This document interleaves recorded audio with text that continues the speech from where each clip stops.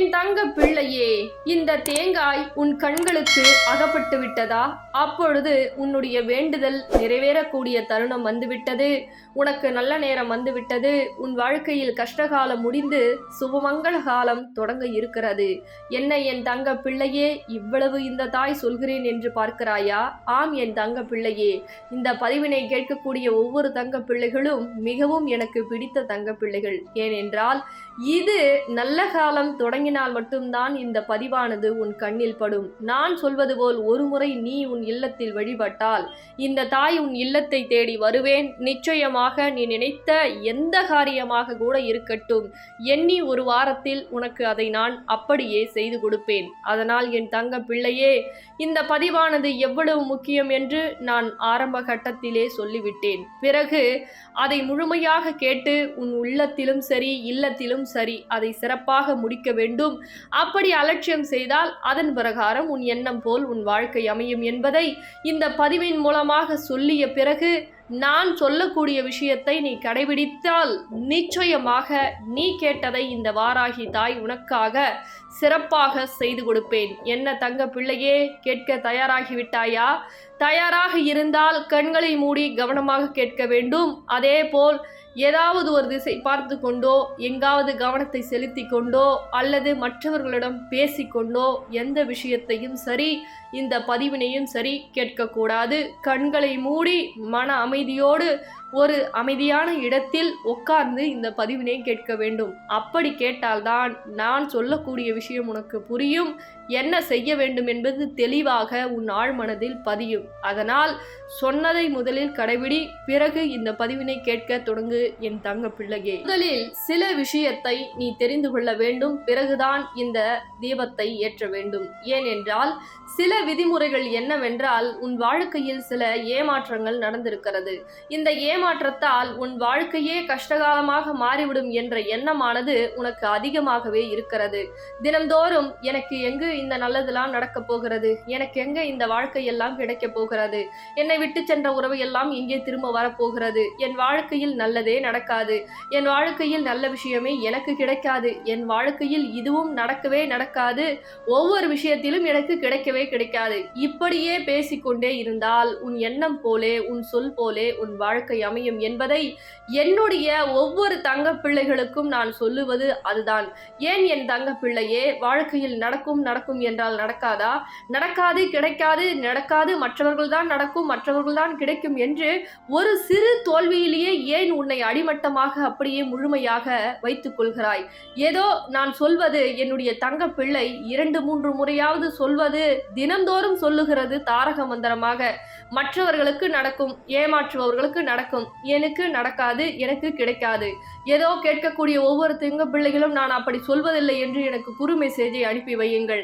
எத்தனை பேர் அப்படி நீங்கள் சொல்லாமல் இருக்கிறீர்கள் என்று நான் பார்க்கிறேன். சொல்லினாலும் அனுப்புங்கள், சொல்லாவிட்டால் தாயே நான் இந்த வகையிலாக சொல்லவில்லை என்று எனக்காக குறு மெசேஜை அனுப்பி வையுங்கள். ஏனென்றால் ஒவ்வொரு தங்க பிள்ளைகளும் இந்த தவறை நீங்கள் செய்து கொண்டிருக்கிறீர்கள். நான் கொடுக்கக்கூடிய விஷயத்தை கூட தாயிடம் சொல்லி இருந்தோம், எப்பொழுது தருவார்கள், இது இல்லையா, இல்லை வராதா என்று அப்படிதான் உன் நாவினால் தடுமாற்றமாக இருக்கிறது. ஒரு விஷயத்தை என்னிடம் சொல்லிவிட்டால் நடக்கும் என்ற நம்பிக்கை உனக்கு இருந்தால் தானே நான் நடத்தி கொடுப்பேன்.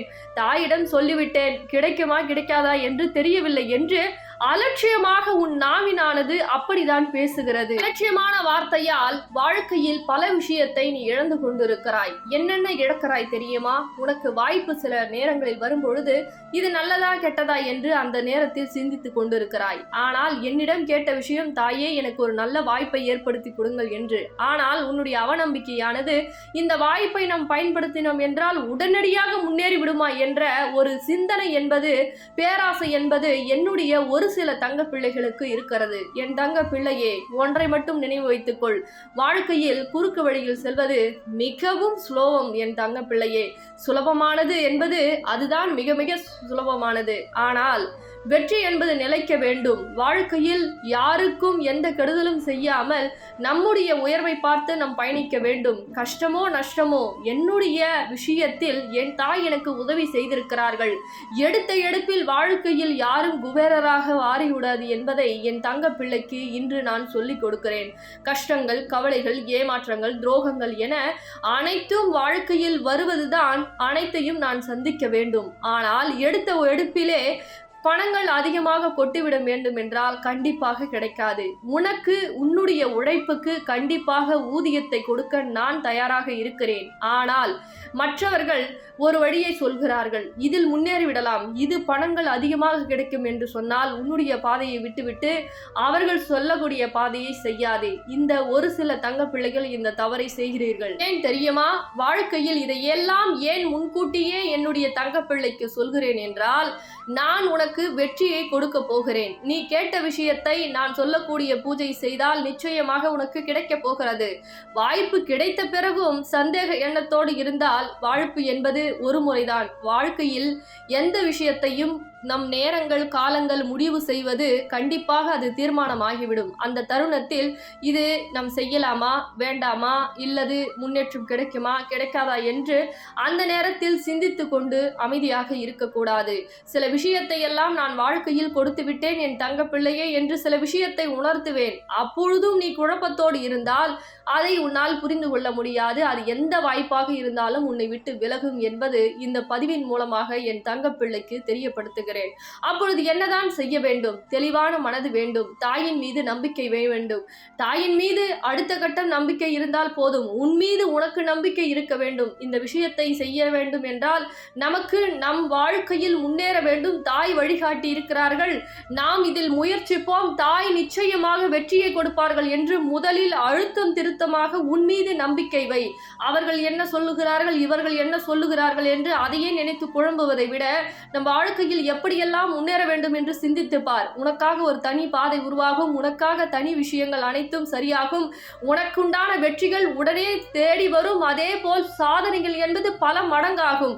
இதைதான் உனக்கு ஒவ்வொரு முறையும் சொல்லிக் கொண்டிருக்கிறேன். ஆனால் மற்றவர்களை பார்த்து அவர்கள் உயர்ந்து விட்டார்கள், நமக்கு இது கிடைக்காது, நமக்கு இது நடக்காது என்று அந்த சிந்தனையில் இருந்தால் நீ அப்படியே தான் இருக்க வேண்டும். என்ன என் தங்க பிள்ளையே, அப்படி இனிமேல் நீ சிந்திப்பாயா?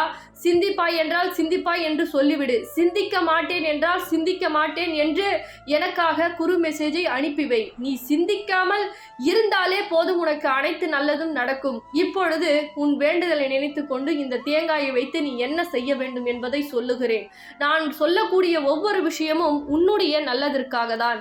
இதையெல்லாம் செய்து நம்பிக்கை உனக்குள் உருவாக்க வேண்டும் என்பதுதான் இந்த தாயின் ஆசையும் கூட.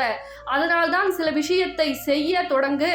சில கஷ்டங்கள் மறக்கும், சில கவலைகள் மறக்கும். உனக்கென்று ஒரு தனி பாதையை உருவாக்க ஒரு தெம்பு மனதில் எழும் என்று இதையெல்லாம் சொல்லிக் கொண்டிருக்கிறேன். அதனால் தைரியமாக செய். இந்த வாராகி தாய் உன் இல்லம் தேடி வந்து உன் வாழ்க்கையில் என்னென்ன தேவையோ அதை எல்லாம் செய்து கொடுப்பேன் என் தங்க பிள்ளையே.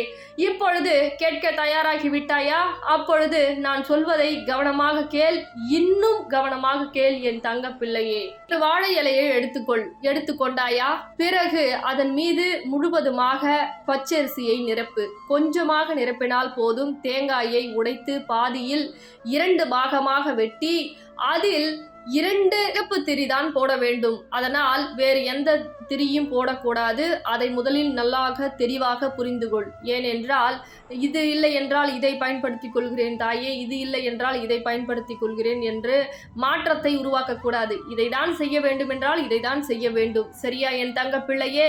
காலதாமதம் ஏற்படுத்தினாலும் சரியான விஷயத்தை சரியான நேரத்தில் செய்ய வேண்டும். அதனால் வாழை இலை எடுத்துக்கொண்டு பச்சரிசி மீது முழுவதுமாக பரப்பி அந்த தேங்காயை சரிபாகமாக அதை உடைத்து பிறகு தண்ணியை கீழே ஊற்றிவிட்டு அதில் எண்ணெய் ஊற்ற வேண்டும். 2 மூடிகளில் என்ன எண்ணெய் ஊற்ற வேண்டும்? நல்ல எண்ணெய். அதை மட்டும் நன்றாக புரிந்துகொள். அல்லது இழுப்ப எண்ணெய். இந்த 2 எண்ணெய் தான் பயன்படுத்த வேண்டும். ஊற்றி கண்டிப்பாக சிகப்பு திரி தான் போட வேண்டும். சிகப்பு திரி போட்டு உன் இல்லத்தில் புகைப்படமாக இருந்தாலும் சரி, சிலையாக இருந்தாலும் சரி, என்னுடைய முகம் பார்த்து அந்த தீபத்தை ஏற்ற வேண்டும். அதை நன்றாக நினைவு வைத்துக்கொள். எப்படி ஏற்ற வேண்டும்? அழுது கொண்டு ஏற்ற வேண்டுமா? அப்படியெல்லாம் ஏற்றக்கூடாது. தாயே, என் வேண்டுதலை நிறைவேற்றி கொடுங்கள், என் இல்லம் தேடி வாருங்கள் வாராகி தாயே என்று ஓம் ஐம் க்ளீம் வாராகி வசி வசி ஸ்வாஹா என்று சொல்லி மந்திரம் சொல்ல முடியவில்லை என்றால், வாராகி தாயே என் இல்லம் தேடி வாருங்கள், அப்படி என்று உன் வேண்டுதலை மனதார நினைத்து கொண்டு தீபத்தை எப்பொழுதும் திரி என்பது என்னுடைய கண் முன்னே இருக்க வேண்டும், என்னுடைய பார்வை பார்த்து ஏற்ற வேண்டும். அப்படி ஏற்றினால் உன் இல்லம் செழிக்கும். உனக்கு என்ன வேண்டுதல் வேண்டுமோ அது நடக்கும். கண்டிப்பாக பானகத்தை வைத்த பிறகு இந்த படையலை போட்டு தூப ஆராதனை, சாம்பிராணி ஆராதனை, கற்பூர ஆராதனை, 3 ஆராதனையை எடுத்து மனதார பிரார்த்தித்து கொண்டால் நிச்சயம் உன்னுடைய வேண்டுதல் ஒரு வாரத்தில் நடக்கும். இதில் எந்த மாற்றமும் கிடையாது என்பதை இந்த தாய் சத்திய வாக்காக சொல்லுகிறேன். பிறகு இந்த பொன்னான பதிவை உனக்கு தெரிந்தவருக்கும் தெரியாதவருக்கும் பகிர்ந்துவிடு. யாருக்கு எதை சொல்ல வேண்டுமோ அதை நான் சொல்லுகிறேன். அதனால் உன் பொன்னான கரங்களால் இந்த பதிவினை பகிர்ந்துவிடு என் தங்க